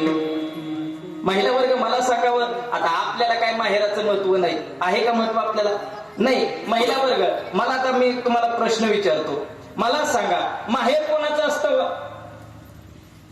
पर्याय देऊन सांगतो. मला सांगा, सासूचं माहेर असतं की सुनेचं? तुम्ही माहेराला जाता का? नाही, मला वाटत नाही. तुम्हाला आतापर्यंत उत्तर यायला पाहिजे होतं. कुणाचं माहेर असतं? सासूचं माहेर असतं की सुनेचं? तुम्हाला माहिती आहे का? नाही, मी तर अजून कधी माहेरला गेलो नाही. तुम्ही गेलता का? महिला वर्ग सांगा बरं, कुणाचं माहेर आहे? सासूचं माहेर आहे की सुनेचं?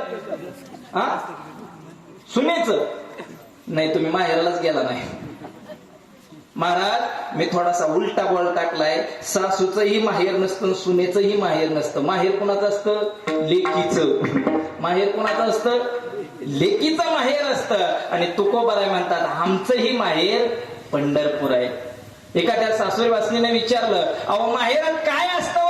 अगं तुझ्या माहेरामध्ये काय आहे? तिनं सांगितलं, माझ्या माहेरामध्ये वडील आहेत, माता आहे, आई आहे, भाऊ आहे, बहीण आहे. तुकोबराय म्हणतात, माझ्याही माहेरात सगळे. कोण आहे? विठ्ठल माझा पिता, रखुमाई माझी माता, बहिणी बंधू चुलता, विठ्ठल माझा.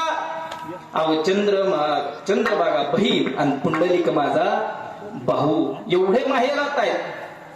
त्या एका महिलेने सांगितलं, महाराज तुमच्या माहेरामध्ये, अहो आम्ही जर माहेरात गेलो ना तर जेवढं काही सासरचं दुःख असतं ते माहेरात जाऊन आम्ही विसरतो. तसं तुमच्या माहेरामध्ये तुकोबाराय सांगता, मी जर माहेरला गेलो तर मला परत बोलण्याची इच्छा होत नाही. आणि माहेरात काय आहे हो, तो विठ्ठल आहे. आणि त्याचं एकदा आपण भजन करू. विठोबा रखुमा.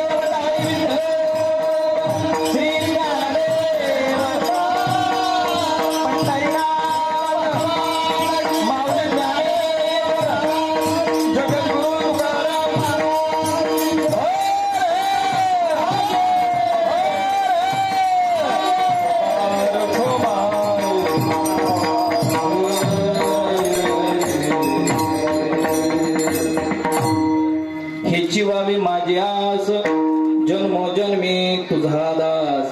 पंढरीचा वार करे, वारी चुकून दे हरी. तुकोबाराय म्हणतात, देवा मला पंढरपूरचा वारकरी कर आणि माझी वारी फक्त चुकून देऊ नको. वारी जर माझी चुकली तर मला तुझं दर्शन होणार नाही. आणि एवढंच नाही तर तुकोबाराय अजूनही मागतात. काय मागतात तर तुकोबाराय म्हणतात, या खूप मोठ्या संत संगे सर्व काळ, संत संगे सर्व काळ, संत संगे सर्व काळ, सर्व काळ, संत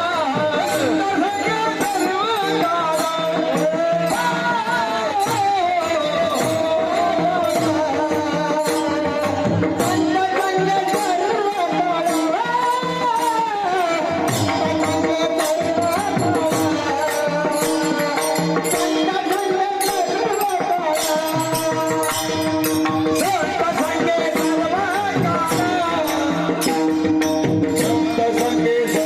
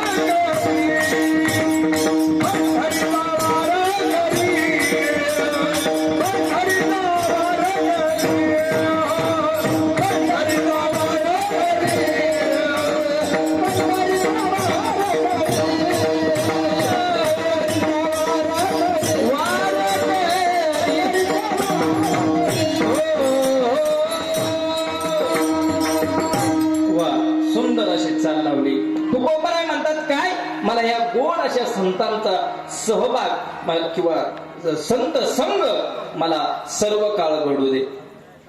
संत संग आवडतं का आपल्याला? महिला वर्ग मला सांगा, आता उद्या काला झाला की सगळे बुवा ही हाला सगळे निघून जाणार.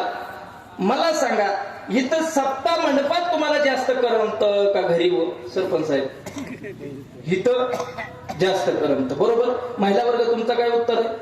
इथं जास्त करमत, घरी करमणार नाही. मला सांगा, आता काला झाल्यानंतर महाराजांसोबत आता सगळे आळंदीला जा,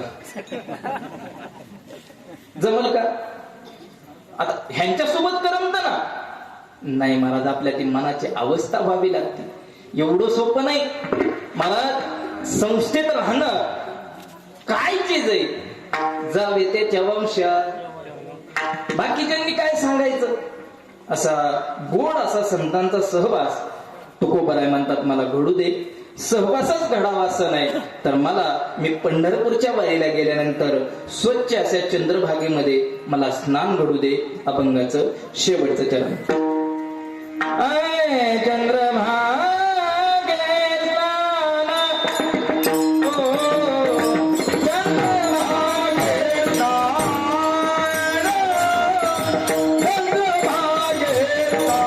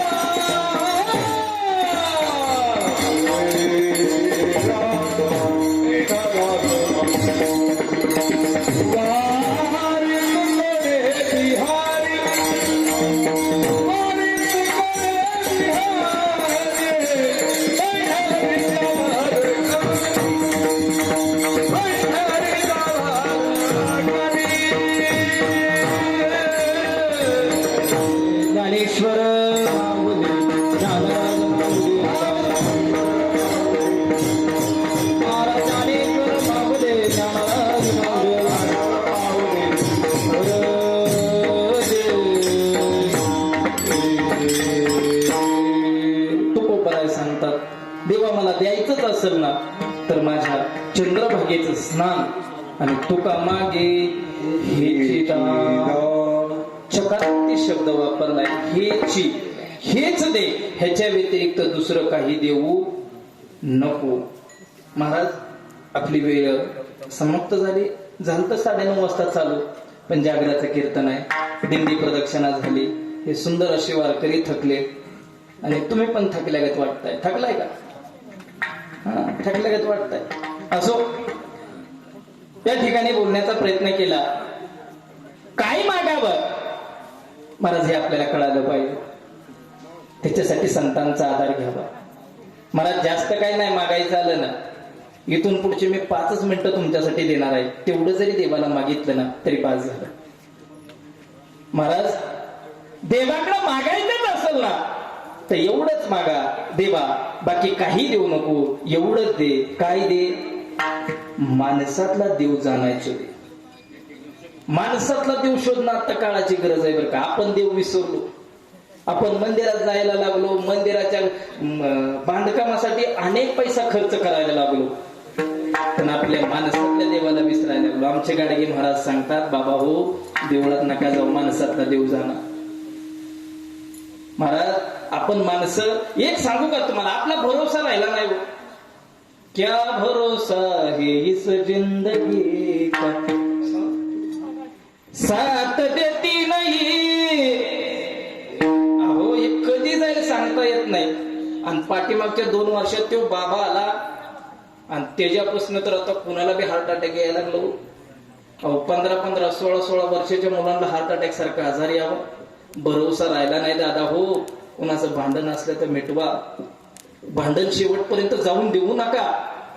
महाराज नारदाच्या गादीवरती उभा आहे, अतिशयोक्ती बोलणार नाही. 28 एप्रिल 2021 या दिवशी आमच्या फलटण तालुक्यातलं विडणी म्हणून गाव आहे, बऱ्याच जणांच्या परिचित असेल.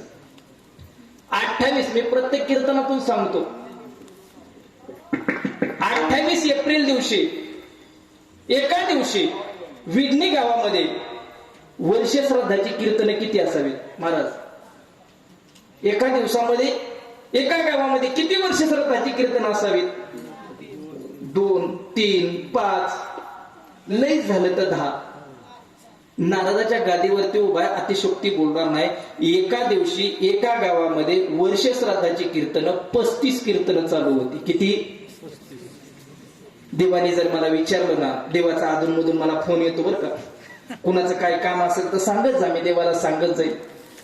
देवाने जर मला विचारलं की महाराज तुम्हाला काय द्यावंसं वाटतं, तर मी देवाला एकच सांगेन, देवा 28 एप्रिल हा दिवस परत माझ्या आयुष्यात नको. महाराज गावात कुटुंब शिल्लक राहिलं नाही की त्या कुटुंबाला दुःख नाही. खूप खूप वाईट झालं. माणसातला देव जाणार दादा हो. आणि दुसरी एक परंपरा चालू झाली.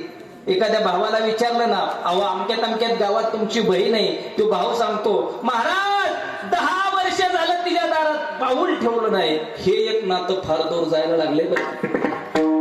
अहो जी बहीण भाऊ एक गोळी सापडली तर अर्धी गोळी बहीण दातात फोडायची आणि आपल्या भावाला अर्धी गोळी द्यायची. या प्रेमात आपण वाढणारी माणसं आज 10-10 वर्ष आपल्या बहिणीच्या जर दारात जात नसेल ना, तर एवढं दुर्भाग्य आपल्या जीवनामध्ये, खूप मोठं दुर्भाग्य आहे. सगळ्या दादांना माझी विनंती आहे, नका तसं करू. आज कधी जाईल सांगता येत नाही, कदाचित आयुष्यभराची भांडणं जातील. असं नका करू. आणि ताईंनाही माझी विनंती आहे, का तुम्ही हातभर तुकड्यासाठी त्यांच्याशी भांडता? मला सांगा किती जमीन दिली म्हणजे तुम्ही इथंच घेऊन जाणार आहे?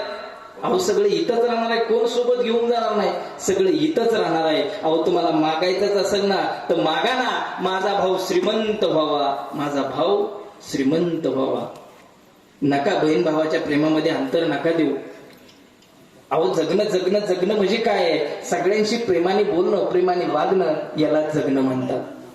देवाकडे मागायचंच असेल ना तर एकच मागा, गळ्यामध्ये माळ दे, हातामध्ये टाळ दे, गळ्यामध्ये माळ दे, हातामध्ये टाळ दे, तुझं गीत गाता देवा अशी संध्याकाळ दे. महाराज देवाचं गीत गावं आणि जेणेकरून आपल्याला ते देवाला मागावं. झाली माझी कीर्तन सेवा. बोलण्याच्या युगामध्ये एखादा शब्द चुकीचा गेला असेल तर आईवडिलांचं अंतःकरण करून माझी मला परत करा. सुंदर असं बरं का, महिला मंडळ लांब लांब बसलेत पण सगळं व्यवस्थित ऐकतेत बरं का. मी तुमच्या मुलासारखा आहे, माझी एक विनंती आहे तुम्हाला. आता या वर्षी जाऊ द्या, मी आता शेवट आलो, सुरुवातीला आलो असतो तर सांगितलं असतं. मी तुमच्या मुलासारखा आहे. मी तुम्हाला वाईट काहीच सांगणार नाही, जे सांगणार ते चांगलं सांगणार. कारण मुलगा आईला कधी खोटं बोलत नाही, बापाला कधी खोटं बोलत नाही. तुम्ही जे असे लांब लांब बसताय ना, एकदम योग्य बसताय, असंच बसत जा. फक्त विषय असा होतो की आम्ही जी माणसं आहे ना, दिवसाला गाव बदलणारी माणसं आहे. सत्य परिस्थिती सांगू, दिवसाला गाव बदलणारी माणसं आहे. आणि आमच्या माणसांच्या डोळ्याच्या समोर दिसलं ना, आम्ही कुठं वकल सांगता येत. आता ती काय मला बोलायचं ते तुम्ही जाणून घ्या. पुढच्या वर्षीपासून असं बसू नका. सुंदर अशा आता ह्या 3च चटया आणल्या. कमिटीला माझी विनंती आहे, 1-6-7 चटया आणा. बर बर, पावसामुळं का? हा असू दे, आता ते माझं पाऊलच आहे, मी जिथं जाईल तिथं पाऊसच येतो. हा परत जर तुमच्याकडे पाऊस नसला आला तर मला बोलवा, पाऊस येतो. असं करा, इकडे सगळ्या चटया यात्रा, महिला वर्ग, तुम्ही जे सत्याला वळण द्याचाल त्याप्रमाणे सप्ताह चांगला होतो ना. सप्ताह सगळ्यांसाठी हवा आहे ना. मग हवा जर असेल तर आपण त्यात उतरल्याशिवाय पूर्ण होणार. अवनच ती सत्ता कमिटी माईक वरले पुकारणारे काय करणार? पुढं सारखा तुम्ही जागेवर हल्लाच नाही तर हे पुकरून ग बसणार. आपण त्यात उतरलं पाहिजे. म्हणून पुढच्या वर्षी महिला वर्गांना हात जोडून विनंती आहे, बाहेर मला कोण दिसलंच नाही पाहिजे. जे दिसले पाहिजे ते आत आले पाहिजे. पुरुष वर्गांनाही विनंती आहे, सुंदर बरं का नियोजन, सुंदर. मी पहिल्यांदा, आता मला नावं कुणाची माहित नाहीत बरं का. आता कसं असतं महिला वर्ग, एखादी नवी नवरी जर आपल्या गावात आली तर तिला कुणाची नावं माहिती असतात का? नसते. तशीच माझीच परिस्थिती आहे. मी नवी नवरी आहे गावात, आता मला नावं कुणाची माहिती आहे. आता ज्यावेळेस 1-2 चक्रा होत्या माझ्या, त्यावेळेस सगळ्यांची नावं पाठ होते. नाही, सध्या मंडप नाही म्हणून बाहेर बसले. पुढच्या वर्षी मंडप होईल पुन्हा सगळीच निधी. नाही, सारवा आहे का खरंच आहे? कारण मी दिसायला जरी बारका असलो तरी परफेक्ट आहे. एक सांगू का तुम्हाला, आपल्याला जर सप्ताह करायचा असेल तर आपण त्यात उतरावं. नुसतं सप्ताह कमिटीनं पळायचं, महाराज सांगायचं, संस्था सांगायची, आणि ते जर बघायला तुम्ही नसला, या सप्त्याचा अर्थ नाही. मंडप असो अगर नसो, महाराज हा विश्वाचा मंडप पाहिजे ना. आकाश मंडप पृथ्वी आसन तुकोबराय सांगतात बाबा. भजन जर करायचं असेल ना तर पक्ष्यांसोबत सुद्धा भजन होतं. वृक्षवल्ली आम्हा सोयरे मनचरे पक्षी ही सुस्वरे आळविते. अहो कसं बी भजन होतं ना. सुंदर बरं का, सुंदर नियोजन आहे. मला आनंद वाटला बरं का. इथं गोड असे आणि साऊंड सिस्टीम कुठले गाव काय त्यांचं? इथलेच का? वा वा वा, सुंदर बरं का दादा, सुंदर साऊंड सिस्टीम, एकदम गोड. त्यांच्यासाठी एकदा जोरदार टाळ्या वाजवा. गोड माणसाला गोड म्हटलं पाहिजे. कोरे महाराज, मी टाळ्या कशासाठी वाजवायला सांगितलं माहितीये? परवा माझं खंडजला कीर्तन झालं. सिस्टीमवाल्यांसाठी अशा टाळ्या वाजवायला लावल्या. सिस्टीमवाल्यांनी कीर्तन झाल्यानंतर मला 2000 रुपये दिले. हे 5 देणार का? हे म्हणतात नाही देणार. नाही देणार. कीर्तन झाल्यावर तुम्हाला सांगतो बघा, देणार ते. असो, सुंदर अशी साऊंड सिस्टीम बरं का. ईश्वरचरणी एवढीच प्रार्थना करतो की अशीच त्यांची प्रगती हो. आता त्यांच्याकडे 4 मशीन, पुढच्या वर्षी 8 हो. हा, पण सप्ताह कमिटीकडून एवढंच पैसे घ्या. मशीन वाढल्या म्हणून परत पैसे वाढवू नका. असं विनोदाचा भाग आहे. सुंदर अशी मंडळी, सुंदर यांच्या चरणावर नतमस्तक होतो. बोलण्याच्या योगामध्ये एखादा शब्द चुकीचा गेला असेल, या अभंगाचा असाच अर्थ आहे असं मी म्हणणार नाही. कारण प्रत्येक कीर्तनकार, प्रत्येकाला जशी जशी बाजू मांडता येईल, हे संतांचं साहित्य आहे, तसा अर्थ निघल. पुनश्च एकदा सर्वांचा आभार मानतो. आणि चुकीचा शब्द जर गेला असेल तर आई वडिलांचं अंतकरण करा आणि माझी मला परत करा. तुम्हाला 2 मुलं असतील तर मला 3रा समजा, माझी मला परत करा. तुम्हाला 1 मुलगा असेल तर मला 2रा समजा आणि माझी मला परत करा. यदा कदाचित तुम्हाला मूलबाळ नसेल, तुम्ही ऐकलं असेल, तुमची संपत्ती सगळी माझ्या नावावर करा. तुम्ही म्हणाल वारवा महाराज, बसायलेली वसील म्हणून हळूहळू काय पैसे. एक सांगू का, कोणाची संपत्ती कोण घेऊ शकत नाही. तुमची संपत्ती तुम्हालाच राहू द्या, लक लाभ होऊ द्या. फक्त सुखाने आणि समाधानाने राहा. एवढंच आजच्या कीर्तनातून सांगतो. 2 मिनिटं सर्वजण आपण भजन करू. करायचं ना? हा, आता दीप उत्सवाचा कार्यक्रम तर होणारच आहे, पण जागराचा दिवस आहे. 5-10 मिनिटं इकडे तिकडे झाली तरी चालते. तसं काय नाही ना? हा, मग आता 2 मिनिटं भजन करू. आता पार्ट्या पाडायच्या काही एकत्र करायचं. हा, कारण पार्ट्या पाडायचं मी पटायचंय. गेल्या पंचवार्षिकला ग्रामपंचायत आमच्या गावाची बिनविरोध झाली. यंदा 5 पार्टे पटेनीच पाडले. ते पार्ट्या नको, आपण एकत्र भजन करू. गोड भजन करायचं. गोड भजन करायचं. करणार ना सगळे? सगळ्यांनी हात वर करा. मस्त पैकी एक मोठा आळस द्या मोठा. असे थाट हात वर करायचे, एकदम थाट, निर्गेलीसारखे हात वर झाले पाहिजेत. झाले ना? राहू दे असे पाटेपर्यंत. आता गोड असं भजन करायचं.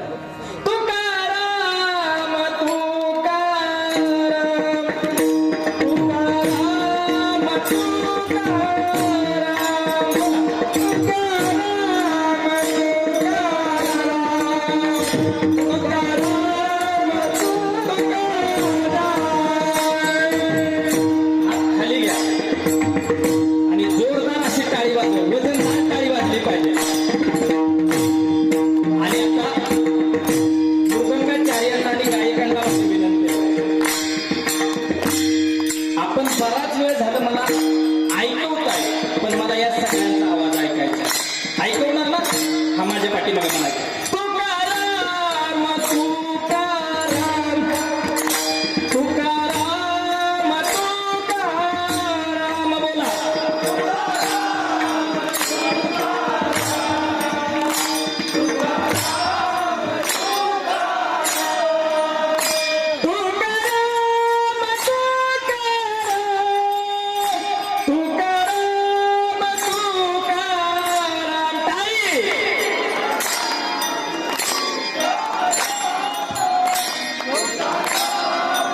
बरं का आवाज येत नाही ए तुकाराम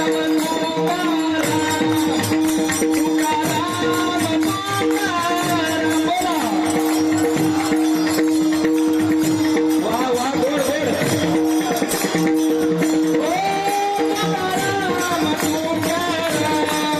तुकाराम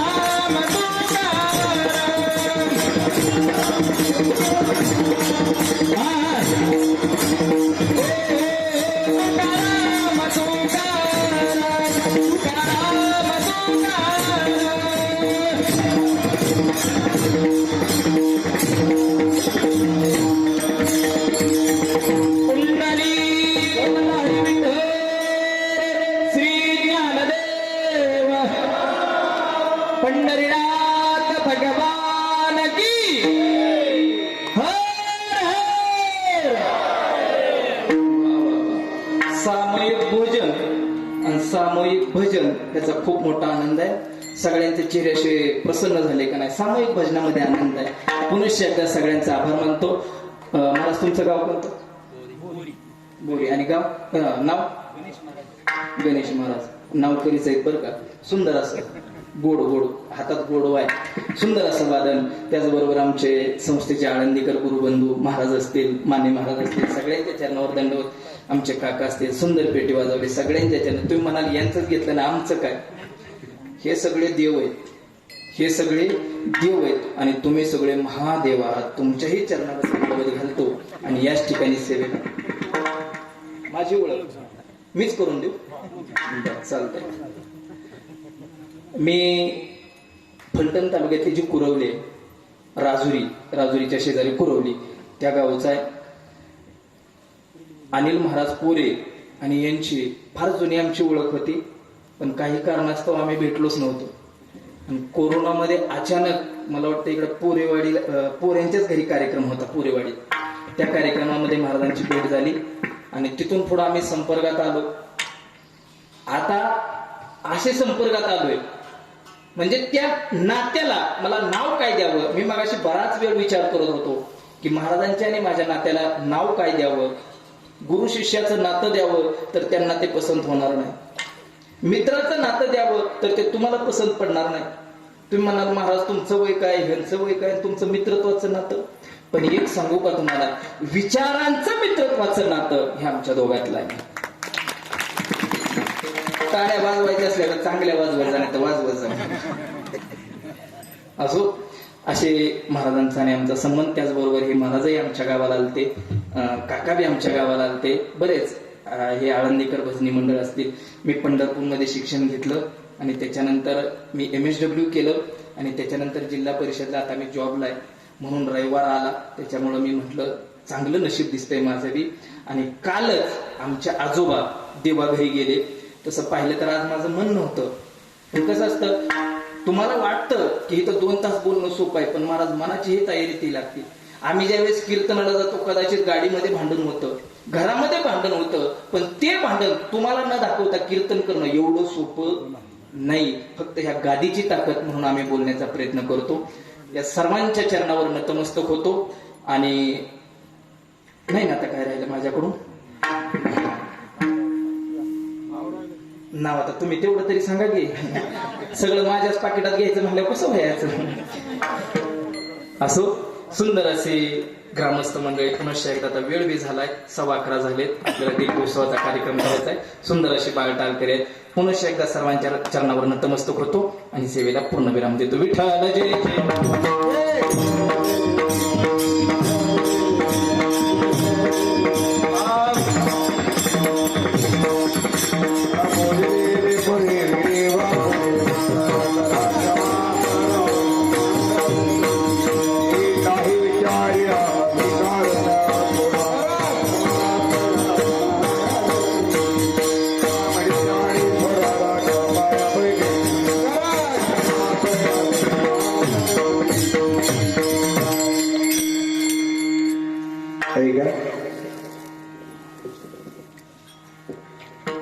गेली 29 वर्ष झाली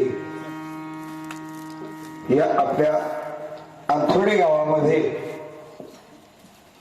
ग्रंथराज ज्ञानेश्वरी पारायण सोहळा व गाथा भजन आणि या कीर्तन महोत्सवामध्ये सर्व